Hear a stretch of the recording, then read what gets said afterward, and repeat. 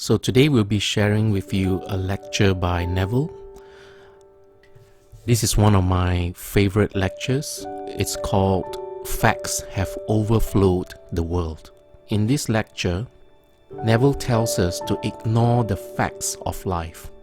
He explains how imagination is the causation of facts, and thus, imagination can change facts and create new facts if you change your imagination.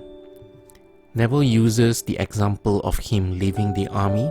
So during World War II, Neville was conscripted into the army, and so he wanted to be honorably discharged, and he used his imagination to achieve that.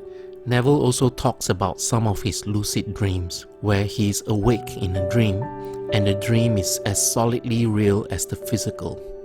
Neville didn't explain it directly in this lecture, but from my own interpretation of his story and from my own experience, and from Robert Monroe's books where he details his out-of-body experiences in the astral world, a dream is a different plane of existence or dimension.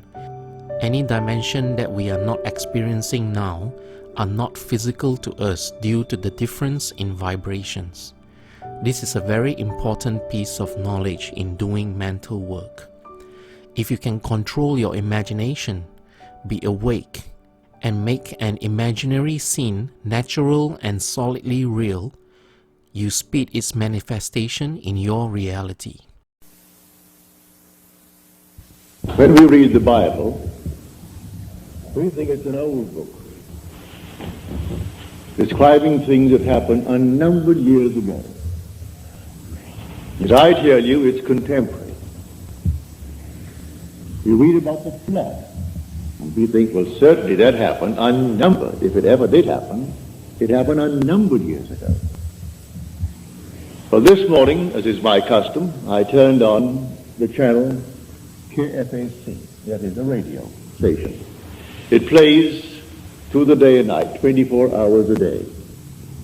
Only lovely classical music, so you can read to that music. Only a few interruptions. On the hour, you get a 5-minute bulletin and weather report. But between 9 and 10, it's always a lovely piano recital, as it were. The great masterpieces played by great artists. And so I can sit down with my Bible and read as I listen to the music. And the one interruption that came today was an ad from the Herald Examiner. And they were advertising this paper as the one paper in our city that gives the facts, only facts, not embellished. No frills, just plain facts, all facts. That's why we should buy that paper, because it's simply filled with facts. Well, facts have overflowed the world like the flood.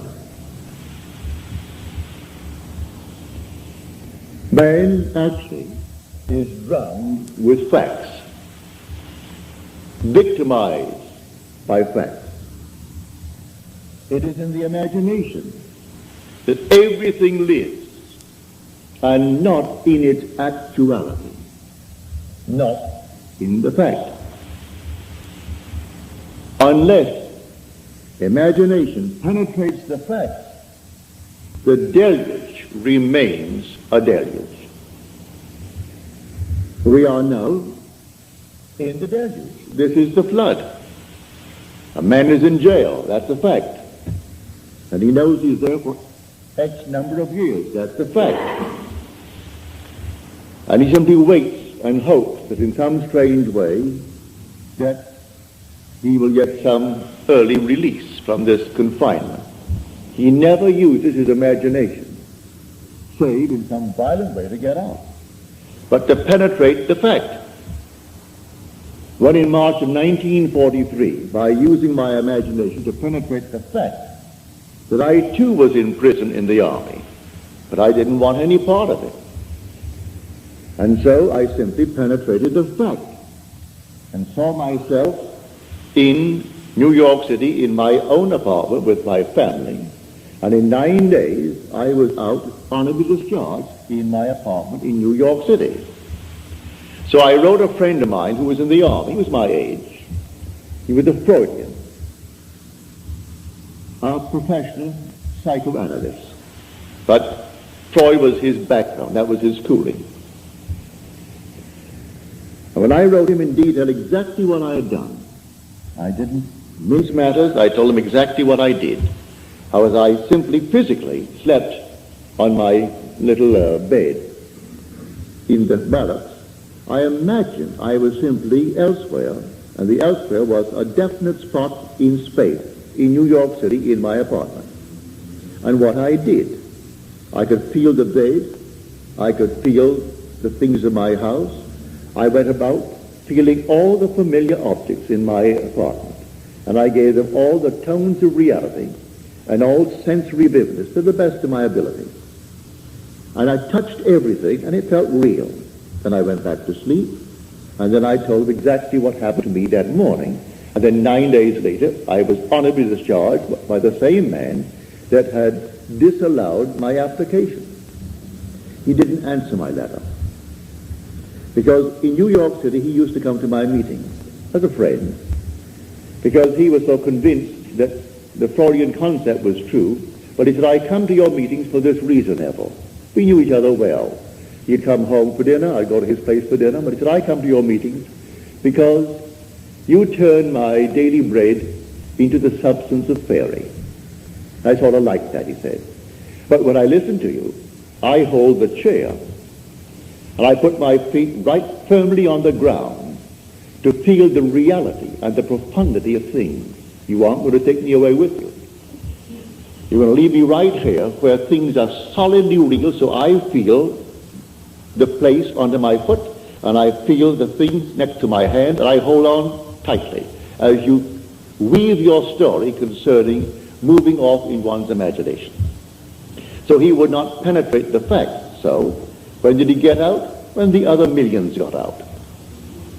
So he remained with his facts for the next 3 years. I got out in March of 43. He came home to New York City in 46, demobilized as the other millions and millions of boys were. He could not let go of the facts. This is the flood, no other flood. This is the flood. We are drowned with facts, victimized by them. Now, does the Bible teach this story of getting through the facts using my imagination? It certainly does. Now, let me take you into the 27th chapter of the book of Genesis, the first book, the book of the beginning. If you're not familiar with the story of Isaac and his 2 sons, they were twins. Let me just refresh your memory if you've forgotten. It is said in the story that Isaac had, that is, his wife had the 2 sons, Rebekah, but he was the father of the 2 sons, Esau and Jacob. It is said that Esau was a hairy one. He came out first. And then Jacob came out second, and he had no hair. He was completely hairless, while Esau was covered in hair from head to foot. But he was the first. One was called Esau, and one was called Jacob, because he came out second and supplanted the other. Now we are told that when the father Isaac was old, and his eye was dim so that he could not see, in other words, he was blind, he said to his son Esau, I cannot see, and my days are numbered. I want you to go into the fields and hunt, and bring me some well-prepared, tasty venison as I like it, savory venison. We are told that Rebekah, who loved her second son more than she did the first, overheard the conversation between Esau and his father. And then because she loved Jacob and wanted Jacob to get the blessing, for the father feels his days are numbered, and he must now give his blessing to one of his sons, and the first one must get it. So the mother told Jacob what she had heard, and then suggested that we take one of the kids from the flock, and we kill it, and take the skins of the kid and put it upon you, so that you will have the appearance of Esau. Esau thought otherwise. He said, suppose my father discovers it. Then Jacob said, suppose my father discovers it. And the mother said, leave that to me. It will be on my shoulder if he discovers it. And sent Jacob into the field to bring a kid. Well, he took that kid and brought it tastily prepared for his father. He came quickly into the presence of the father. And the father said to him, come near, that I may feel you, my son, whether you are my son Esau or not. So Jacob came near to Isaac his father, who felt him. And then Isaac said to Jacob, the voice is Jacob's voice, but the hands are the hands of Esau. And then he blessed him. He gave him his blessing. He had no sooner left the presence of his father when Esau comes in now with savory venison. And the father said, well, who was it that came? For I have already eaten. Who came? And then he discovered it was his son Jacob who came with guile and betrayed him. But said the father, I have given him your blessing and I cannot retract it. And blessed he is. All will serve him. Everyone will serve him. Because I gave you the blessing and I cannot take it back. Now on the surface, you will say, now what is the story trying to tell us? Well, in this same book, in an earlier passage, we are told about the ark. Build the ark with 3 decks, the lower, the second, and the third deck. Well, you think it's a huge big building. Well, you use your imagination. You can't conceive of any building that could house all the animals of the world in pairs, and all the so-called good ones would be in 7 pairs, and enough food to feed them for 40 days and 40 nights. Well, you just simply could not conceive of it. Nevertheless, that's the story. But there are 3 decks. The obvious thing is the facts of life. Then there's a psychological interpretation of these so-called stories, and then the spiritual consummation of the story. So you have the lower deck, the second deck, and then the third deck. So here is a perfect example of the second deck. This room now is a fact. We're all in the room. It's a fact. But suppose I don't want to be here. Suppose it becomes a prison to me. Can I get out of it if I know to penetrate the fact? If I know that I am the ark, that all things exist in the human imagination, and the human imagination and God are one. They are one, not two.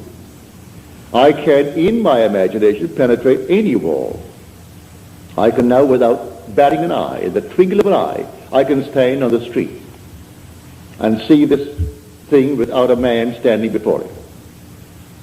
No problem whatsoever to assume I'm on the street and looking from the street to this platform. But you may say, well, what would that do?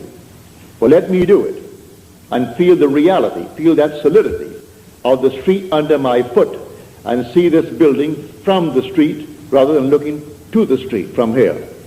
If I do it and give it solidity, give it reality, I'll be compelled to go there. This is what Scripture teaches. That is my blessing. I can penetrate a fact. And penetrating a fact, I can stand wherever I want to stand in this world. Then the promise is made, wherever the sole of your foot shall stand, that I have given to you. I'm not going to make you a promise and not fulfill it. I've given to you if you can stand upon it. So I actually stood upon my apartment. I actually stood upon that floor. I felt the bed.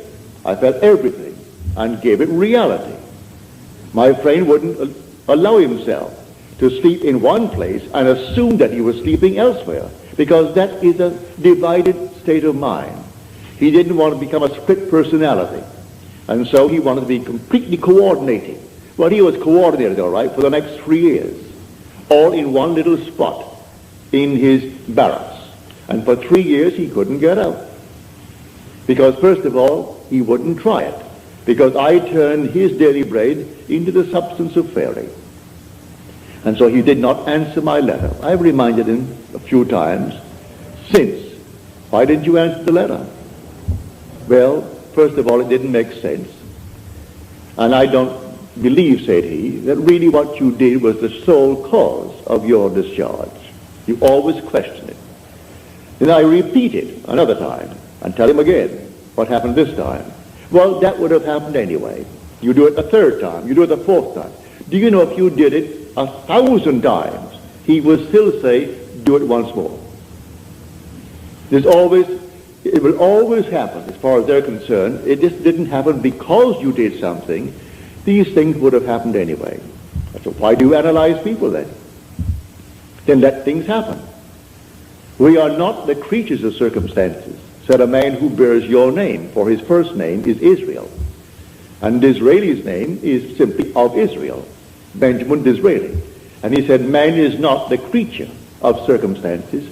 Circumstances are the creatures of men. He knew how to create things, all in his imagination. So he said, you bear the name of Israel, but you don't apply the story of Israel. If you only apply it, because these things are taught us in Scripture. Scripture is not secular history. This is contemporary. It didn't happen thousands of years ago. The flood is on.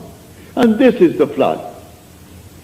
The whole vast world is inundated with facts, like this prominent paper. It's the evening paper, the Examiner.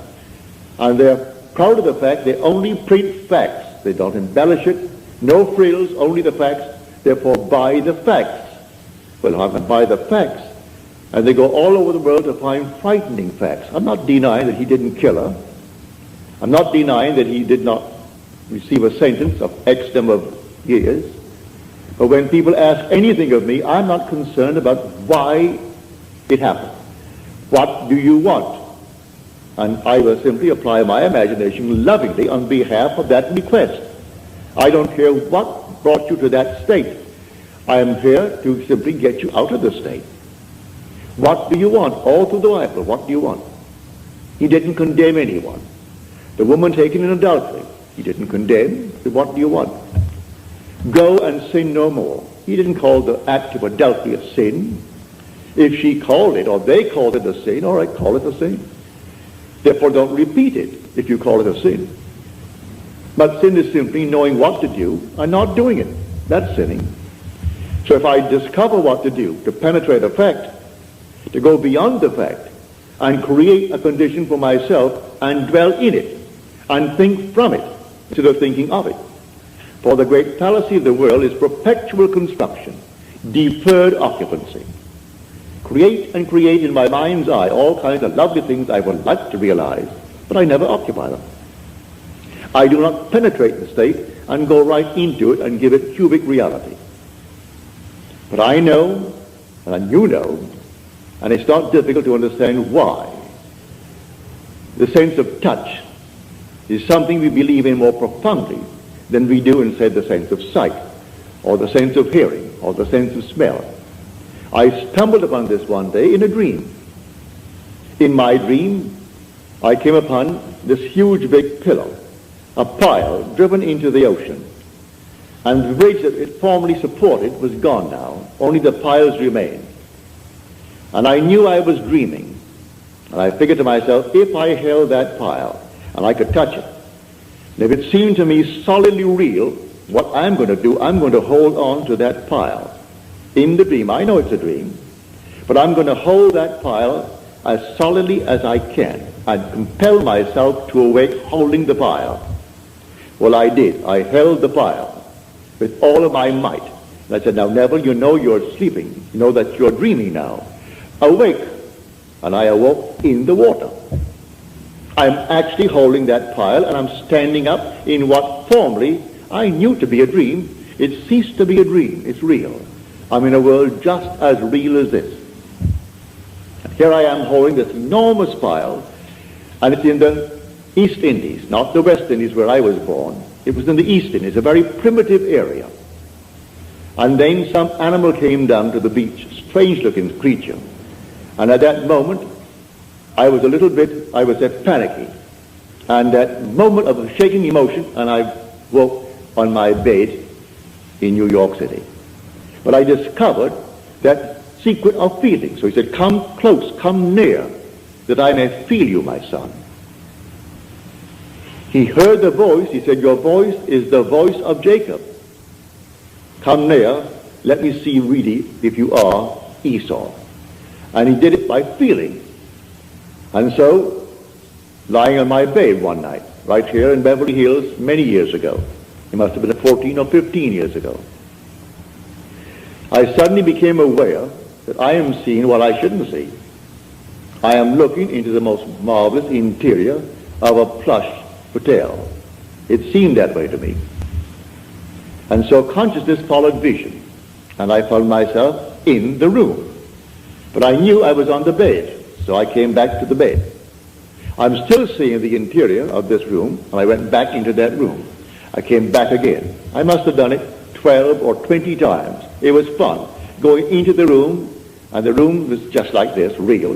Then I came back to the bed. Now, I said, I am now going to explore. Regardless of consequences, I am going to explore. And so I went into the room. It seemed like a room 30 by 20 from the bed. When I entered it with the decision to explore, the room closed upon me and became a third of itself. Say it became 10 by 7. And I found it was a dressing room for a huge big suite, beautifully done, but it wasn't yet occupied. It was there to be occupied, but the room at the moment, that is the suite, was not occupied. And I thought, well, now I'll go through the door. I didn't go through like some gossamer. I opened the door with my hand and I walked right through that door. I was solidly real to myself. Then I walked down the corridor. And the corridor that I walked down was intersected by the main corridor. And all the lights were on. And two ladies were coming down that corridor, the main one. But I knew this thing began as a dream. So I knew, well, all ends run true to origins. Therefore, if the origin is the dream, this is the dream.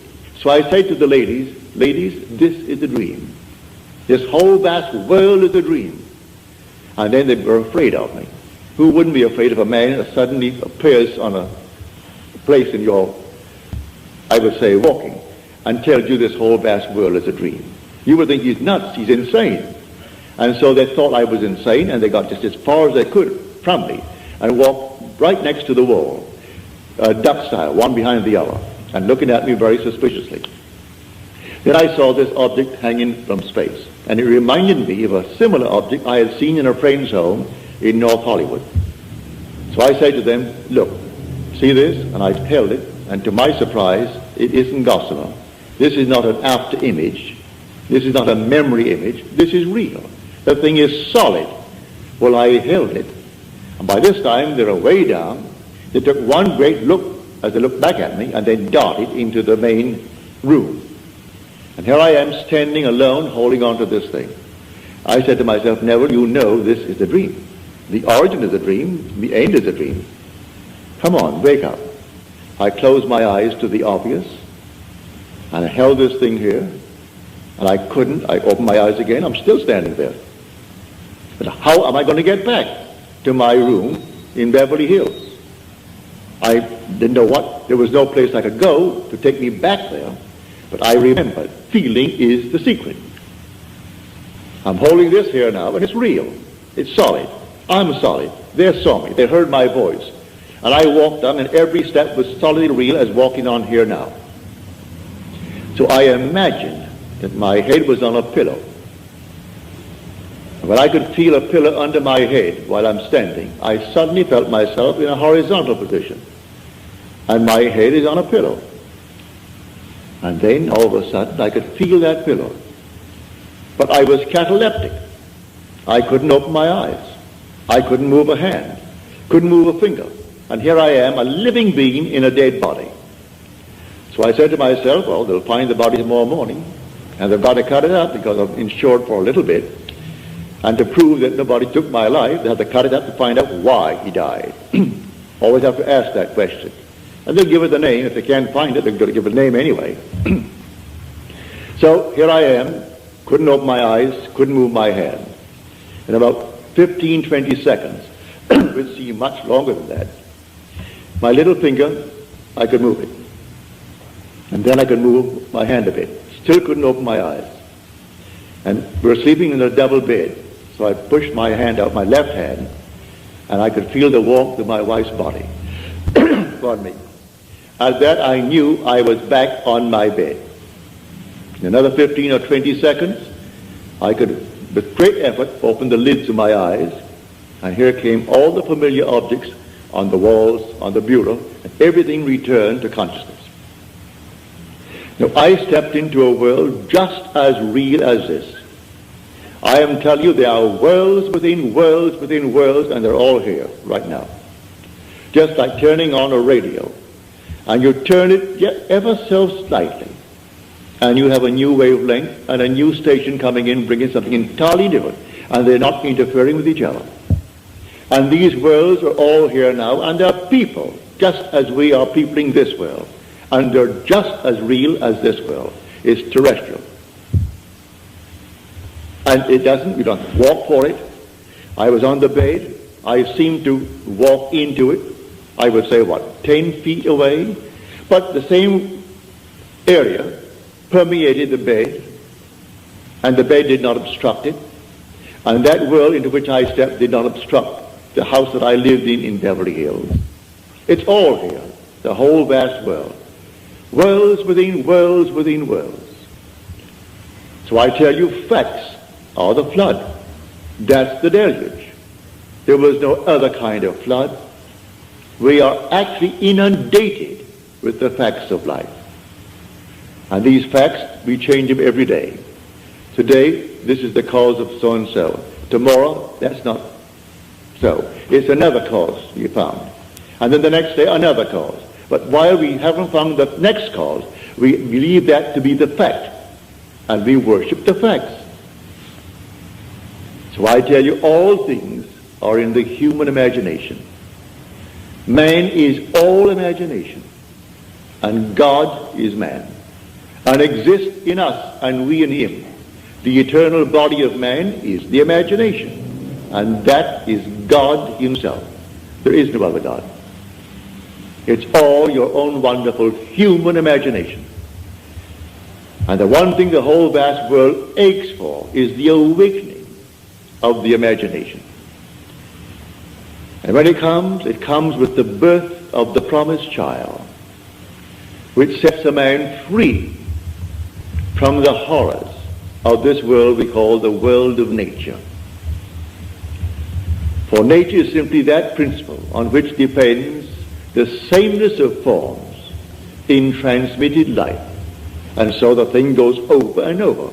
Haven't you observed a year that at a certain time of the year money is tight? All of a sudden it flows, and then at a certain time of the year it's tight. Why? It's a habit. It's a transmitted state. You fix that fact in your mind's eye, and if you got $50,000 today, and say it's the month of December when it's always tight, you're going to loan the money out or give it away before December comes by. So when it comes by, you're going to be tight again. It's a peculiar, I would say, slavery, this thing called nature, in the sameness of forms in transmitted life. Now, you can penetrate the fact and break it. And that's what we're here to teach. I come not to abolish the law and the prophets. I come not to abolish them, but to fulfill them. And tell you the real law. It's not washing your hands before meals, although that's a very nice, clean thing to do. It's not giving certain diets, doing this, that, and the other. He explains that the entire law is psychological. He takes one of the commandments, which is a graphic one, to show you how everything must be interpreted psychologically. He said, you have heard it said of old, you shall not commit adultery. But I say unto you, any man who looks lustfully upon a woman has already committed the act in his heart with her. But what man hasn't? What man has not violated that? So he tells you the whole thing is a psychological thing. You can't restrain the impulse because you may restrain it based upon 1,000 different reasons. Maybe you are afraid of the consequences. Maybe you are afraid that someone will find out. Maybe you're afraid of this, that, and the other. But the impulse was there, and he tells you the impulse was the act. Well, if the impulse was the act, then creative acts are imaginal. For it was an imaginal act. So I have to observe my imaginal acts. For the imaginal act is a fact. It's going to actually become a fact and then confront me. Here was a lady in San Francisco. She said, my brother, and she said to me, I think he's innocent, but I do not know the facts of the case. But he was given 6 months at hard labor. He was in the army. And I don't think my brother should get 6 months hard labor in the army. I said, you want him out? He said, certainly I do. I said, I'll tell you what, that you may try it, so you can give all praise to yourself and not to me. You do it. But what must I do? Well, if he was out, would he come home? Oh, yes, he'd come straight to my place. All right. And if he came to your place, what would you do? Well, she said, I would throw my arms around him and kiss him. Feel him. I said, all right, do that. When you go home tonight, sit where you would normally sit, and just imagine that your brother is there, and that you have thrown your arms around him, and you're holding him and hugging him, and kissing him. The next Sunday morning, in my meeting in San Francisco, that woman could rise and tell this story. She said, I went home, and I imagine I heard the doorbell ring, and the doorbell is downstairs. I have to run down one flight of stairs to answer that door. So I heard it ring, and I ran downstairs, and I flung the doors open, and here stood my brother. I went back upstairs. There was no brother, but I did it so vividly, it was almost like a disappointment that I didn't actually see him standing there. But it seemed so real to me. Well, a few days later, she's sitting upstairs, and the doorbell rings. She said, I almost broke my neck to get downstairs, because I knew what was going to happen. And here she threw the door open. Here is her brother. And she stood up in the audience and told that story to the 1,000 who were present that Sunday morning. And they all saw. No one, I presume, would go and verify it. I trusted her implicitly. If she lied to me, well, then it's entirely up to her. But I'm convinced the whole thing was true. I don't check you. I believe you when you tell me that it happened. But the thing is to practice. We are the operant power. And the flood is on. Let no one tell you the flood is over. And the flood is deeper and deeper because we're more and more inclined for facts. We want the facts of life. You want the facts? Well, you make the prison walls all the thicker. But learn how to penetrate the facts. And as you penetrate the fact, you must go to a certain objective beyond the fact. What do you want now? Well, then you go into the state of the wish fulfilled. What state? The state you decide. You determine what you want in this world, and you go right into that state. And then ignore the facts. Suppose the facts now still denies what you did. It doesn't matter. Let the facts remain. They'll dissolve. They'll all dissolve because you are going to remain faithful, and you will occupy the state. No longer are you going to construct it and not occupy it. You're going to occupy the state. And as you occupy the state, it's going to work. You can do that with a job. A friend of mine in New York City, he came from out west. He was an engineer. And he said, Neville, I want more money and I want more responsibility. I want to work for a certain firm. I said, do you know where they are? He said, yes, on Madison Avenue. They do international work. They build bridges, they build dams, they build things all over the world. And I would like a job that would send me away because I would get 3 times the salary. I said, well, I'll go to the place and see where you would sit if you got the job there. Before they send you off, you'll work in the home office first, wouldn't you? I think so. I'll go up there and just take a good look. He walked into the place, picked out the desk, picked out the place, and then he assumed when he got back home, he was seated at that desk. And that was his job, and he named the sum of money, which was a considerable sum of money. He and his wife and daughter used to come to my meetings. Within a month, he was in that job, and within 2 weeks, he was on his way to the Near East, building bridges. Unfortunately, in a way, He did not live very long. He was a young man, but in about 3 years he was gone. Heart attack, and he was gone. But that he would have gone anyway, whether he was here or there. For we come on time and we go on time. But at least before he departed this world, he found a principle, which he will carry with him into the next world. For there is no death. He is restored to life in a world just like this, clothed in a body just like his, only young. Young as he was then, he'll be younger. But he has at least the memory of what he did to get what he wanted, and it worked. And so now he goes with the principle in his mind's eye. So when you tell me that your dreams, and that you in your dreams are applying this principle, like the lady tonight, she is here, she told me her dream. I asked her to write it out for me. But right in the dream, she's actually discussing with others this principle of imagining, and how you imagine a certain state and you produce it into this world. And that there's nothing in this world that dies. All things are restored to life. And she's carrying on this conversation in her dream. Well, to me, that's most flattering and very thrilling. When you can carry it beyond into what the world will tell you is a state where you're not in control of vision, that you are simply the slave of vision rather than its master. You don't direct it, you simply follow it. Well, she didn't follow it, she directed vision. And when you get to the point that you can direct in what they call a state called dream, where you are not supposed to be in control, you're simply the victim of your vision.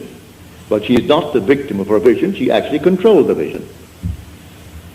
And so the day will come, it's inevitable. We all take off the garment. But I tell you that you're going to find yourself completely restored, instantly. Not waiting for anything, instantly restored. In a terrestrial world, with problems that you have here, but you'll know how to solve them. You will solve the problems because you know the principle. So the flood is on. The whole Bible from beginning to end is contemporary. Jesus is not something that died. He is something that lives within man. He is dwelling in man.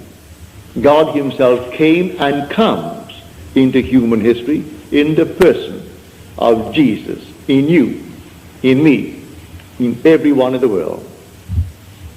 And the day will come, you'll know it. And you are the Lord Jesus. But asleep to what you are. The day will come, you'll be completely awake to the fact that you are the Father. And then you'll know. I've been asked, why do you express it all the time? It's important, it's so important about the Father. It's the most important part of Scripture. The most important part of Scripture.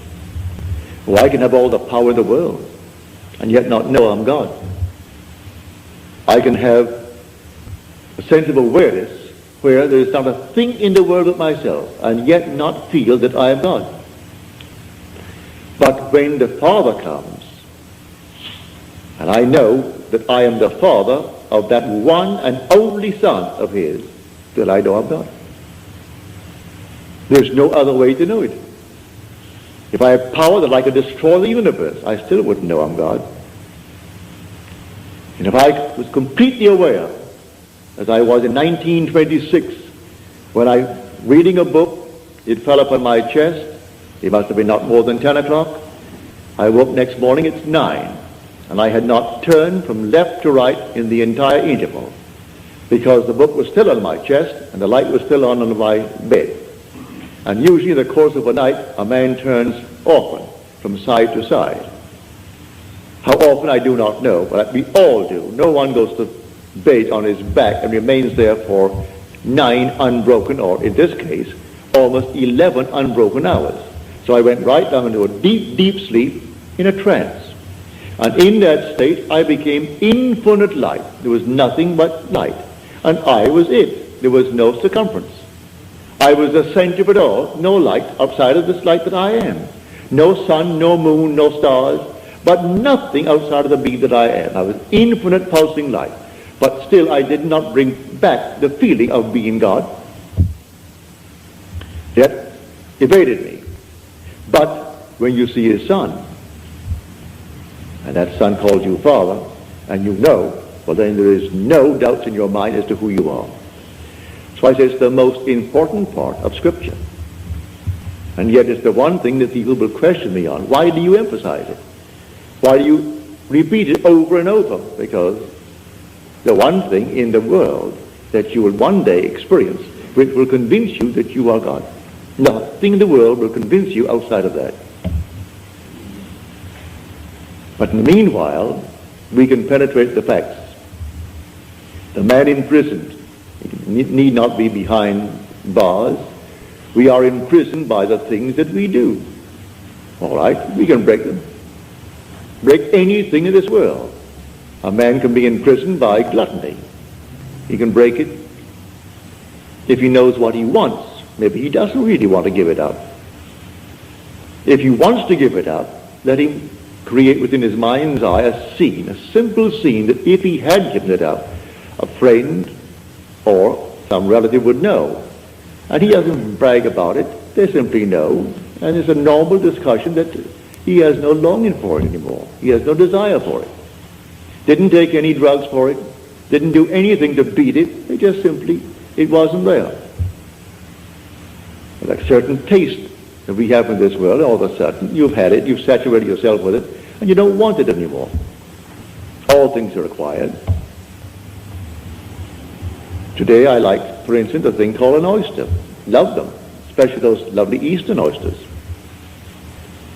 But the first time I had an oyster, I thought I'd die. I was a small boy, I must have been about 9 or 10. And I went down to, it was then called the Virgin Islands, owned by Denmark. They're now our islands, St. Thomas, St. John, and St. Croix. And my mother said to me, now Neville, you know you're going to a strange place and they speak Danska. You don't understand the language, but you'll get by. But you're going to a boarding house, and there'll be maybe 20 or 25 boarding. You'll all sit at one big table together. Now you're a boy, and you do not know their habits, so watch what the lady does. And whatever she does, you do it. And I sat down at the table, and then here was this plate of oysters. I'd never seen an oyster in my life before. And then all the little things before it. But I saw this lady take a little fork from the side, so I picked up my fork. And then she took little horseradish, and she took something else, then she took a little Tabasco, did all these things to it. Then she stuck it into this oyster and dipped it into all that she had done. She closed her eyes and she ate as though you had honey in your mouth. I expected the same thing, so I did the same thing. And when I got that thing in my mouth, Lord, it wouldn't go down. I couldn't bring it up. I'm not supposed to bring it up. Mother told me that. And so it's stuck. But the funny part about it, I not only had that one, I looked up to find there were 5 others. And they had to go down. Well, that was my introduction to oysters. But now today I love them. I acquired the taste of oysters. The first time I had a drink, well, I can't tell anyone that it was something like honey to me. But I acquired the taste, and today I thoroughly enjoy a drink. I try not to go beyond a certain point, because I want to keep my faculties alive. But I enjoy a drink. I've tried and tried and tried to acquire a taste for smoking, and I can't. Therefore I gave that up when I tried it for about 6 months. I couldn't do it. I was then only 21 or 22, and I couldn't seem to enjoy a cigarette or a cigar or anything. It made me sick. So I gave it up. Never acquired it. But all the other things we have acquired. We don't come into the world with these tastes. You acquire these tastes. You can acquire the taste of living in comfort. You can acquire the taste of living as a gentleman, as a lady. Acquire the taste. You want to actually live like a lady, live like a gentleman, with no pressure to pay the rent, no pressure to do these things. All right. Assume that you are that lady, you are that gentleman. Penetrate the facts. The facts tell you that you are not. You don't have it. Penetrate the facts and live in the state as though you had it. And may I tell you from experience, you will have it. You will actually have it. Don't ask me how. The ways and means are contained within the state that you enter. So you enter a state, and it contains all that is necessary to externalize that state. So pick out your state, a lovely state, and go right into that state and dwell in it. I call that occupying the state and thinking from it instead of thinking of it. Just as you now think from your present state with all the facts around you to anchor you into it, get into another state all in your imagination, and the facts will appear to anchor you into that state. And the day you tire of it, you can get out of it and go into another state. You know, when you move into a new home or move into a new city, you have to actually adjust yourself to it. Well, you are the pilgrim passing through unnumbered states. The states remain, but you, the pilgrim, pass through them, like a traveler passing through a city. The city remains, but you, the traveler, pass through it. So you go right into another city. You don't rub out the state. Poverty remains a state, when a man who was once poor moves out of it. So he moves out of poverty into the state of affluence. But he doesn't destroy the state of poverty. Anyone can fall into it. So Blake said, I do not consider the just or the unjust to be in a supreme state, but only to be in these states of sleep, which the soul may fall into in its deadly dreams of good and evil. So it toys with this state, and it finds itself enamored with the state, and it falls into it. He's not supreme because he's wealthy, and the other one is not ignored because he's poor. It's a state. Don't condemn the occupant of the state. The state is the thing, but the occupant is God. For the occupant in a state called poverty, he's saying, I am, before there's a poor. He doesn't say I am poor, meaning he's different as far as I am goes from the one who says I am rich. The same I amness that occupies the state of poverty is occupying the state of wealth. And so you can go into any state, and being in the state is God. And you wear these states as you wear clothes. But you must be consistent and actually believe it. First of all, as you're told in that 6th chapter of John, we believed and have come to know that thou art the Holy One of God. First, faith that ventures on a possibility. And then something more sure than faith, something steadier than faith, personal experience. You venture. That's faith. I will actually believe you now.